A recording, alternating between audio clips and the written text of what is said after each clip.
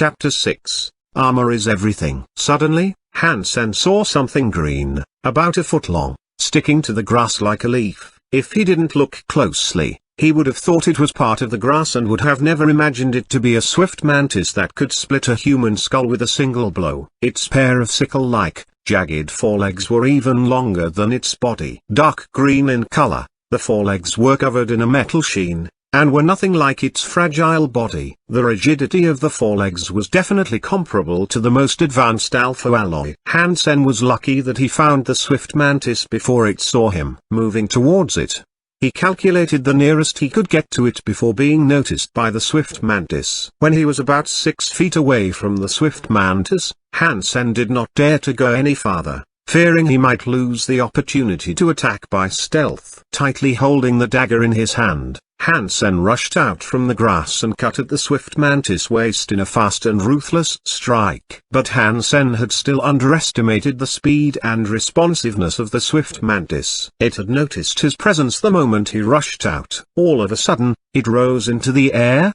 gliding with wings spread towards Han Sen in a truly swift move. Its forelegs had cut him in the head before he could even react. Han Sen subconsciously stepped back in shock, yet the mantis forelegs still hit his head. With a sound of metal clashing, Han Sen felt only slight discomfort, as if his head were hit by a stone. And there was not even a scratch on the sacred blood beast soul armor. Filled with ecstasy, Han Sen seized the opportunity to cut into the slim waist of the swift mantis in front of him with a fierce stab. The swift mantis was cut into 2 halves, green mantis blood splashing him wet all over. Han Sen didn't care at all and listened to the strange voice in his head blissfully. Primitive creature swift mantis killed. No beast soul gained. Eat the swift mantis to gain 0 to 10 primitive geno points randomly. Touching his helmet where the swift mantis cut to feel it was still smooth, Han Sen thought to himself in excitement, "Ha ha, the armor is everything. With my armor,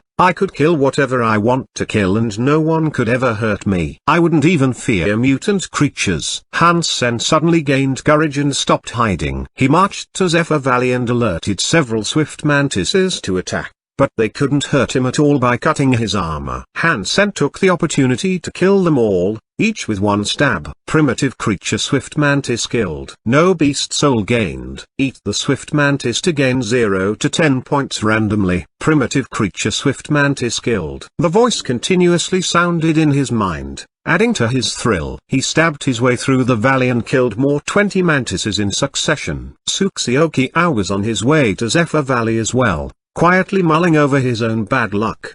His parents were the owners of an interstellar conglomerate and were considered both distinguished and aristocrats. He, however, was randomly assigned to Steel Army Shelter, where he had no friends or even acquaintances. To get an aristocratic title, Tsukuyoki Ao could only choose to follow King Xuan in order to max out on mutant geno points and become an evolver. There were 2 types of titles in Laveau Interstellar Alliance. One was distinguished once one became a surpasser. One could be certified as distinguished. The other was an aristocratic. If one could evolve with 100 mutant or more advanced geno points, one could be certified as an aristocrat. Either title involved a lot of benefits in the Alliance, and most importantly they were a symbol of social status. Today in the Alliance, people were more and more snobby. People from the upper class wouldn't even talk to someone without a title, even when doing business. Advanced titles like Sacred Blood Aristocrat were beyond Tsukuyoki Ao's dreams. All he wanted was to gain the title of Ordinary Aristocrat by maxing out on mutant geno points and completing an evolution. However,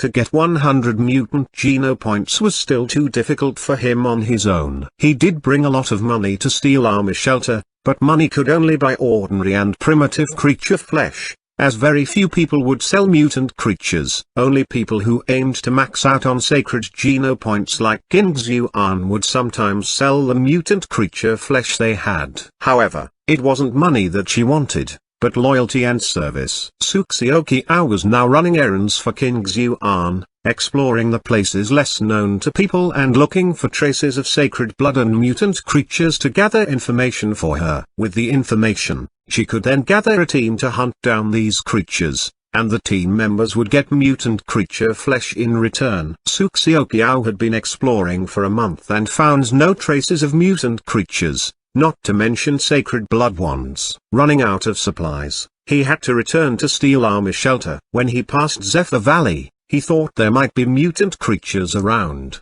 as the area was so sparsely populated. After he sneaked in the valley, he felt something strange. He didn't see any swift mantises, not even one. A mile into the valley, all he saw were some messy traces on the ground. Someone must have wiped out the swift mantises. Fist guy or Son of Heaven number. Although there are signs of fighting, there should be more damage if it were a group of people. Surprised, Suxiokiao sped into the valley, wondering what had happened. As he expected, there were many green bloodstains from swift mantises along the way. He followed the bloodstains and turned a corner. What he saw stopped him in his tracks, appalled. Next to the piled bodies of swift mantises stood a golden figure. In the sun, the figure looked like a robot in gold cast armor.